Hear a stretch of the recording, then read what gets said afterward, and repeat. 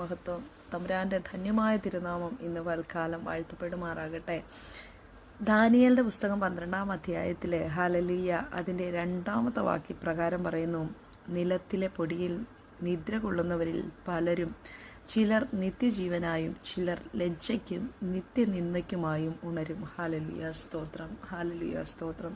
കർത്താവിൻ്റെ വചനം ഇന്ന് വൽക്കാലം നല്ല ഭയത്തോടെ ഹല്ലേലൂയ വചനത്തിൻ്റെ മുമ്പിൽ നമുക്കൊന്ന് വിറയ്ക്കാം. കർത്താവ് പറയുന്നുണ്ടോ, ഹല്ലേലൂയ നിലത്തിലെ പൊടിയിൽ നിദ്ര കൊള്ളുന്നവരിൽ പലരും കർത്താവിൻ്റെ വരവിങ്കൽ ഉള്ള കാര്യമാണ് പറയുന്നത്. കർത്താവ് മേഘവാഹനത്തിൽ ഹല്ലേലൂയ വരും.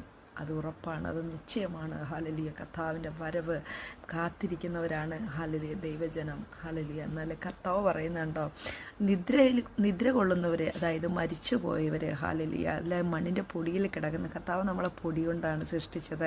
കർത്താവ് നമ്മളെ പൊടി കൊണ്ടാണ് നമ്മളെ മെനഞ്ഞത്. നമുക്ക് കർത്താവിൻ്റെ ശ്വാസം, ജീവശ്വാസം ഈ മൺകൂടാരങ്ങളിൽ ഊതി തന്നപ്പോഴാണ് ഹല്ലേലൂയ നമ്മളിത്ര ബലവാനും ശക്തിവാനും ഒക്കെ ആയത്.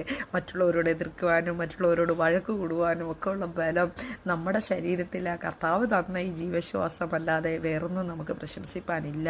ഹല്ലേലൂയ അതല്ല എൻ്റെ വിഷയം. കർത്താവ് പറയുക, ഹല്ലേലൂയ എൻ്റെ വരവെങ്കിൽ ഹല്ലേലൂയ എല്ലാവരും കാത്തിരിക്കുക, ഞാനിപ്പോൾ വരും, ഹല്ലേലൂയ ഒരുമിച്ച് എടുക്കപ്പെടും, ഒരുമിച്ച് പോകാം, സന്തോഷിക്കാമെന്ന് പറഞ്ഞ് കാത്തിരിക്കുമ്പോൾ ഇന്ന് പൽക്കാലം എനിക്ക് പറയാനുള്ളത്, ഹല്ലേലൂയ ചില വിശ്രമിക്കുന്നവരും ഹല്ലേലൂയ എന്നെ കാത്തിരിക്കുന്നവരും ചിലരൊക്കെ ലജ്ജിച്ചു പോകും.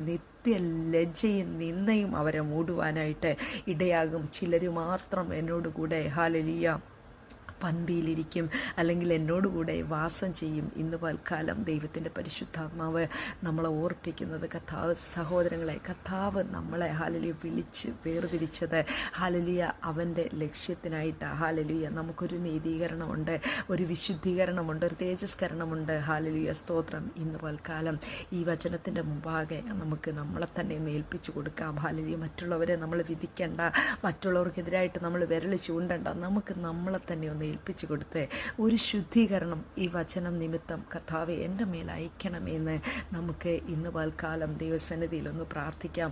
നമ്മളെ ഹല്ലേലൂയ കർത്താവെ നിന്നയ്ക്കാക്കരുത്, ഹല്ലേലൂയ നിത്യ ലജ്ജയ്ക്കാക്കി മാറ്റരുത്.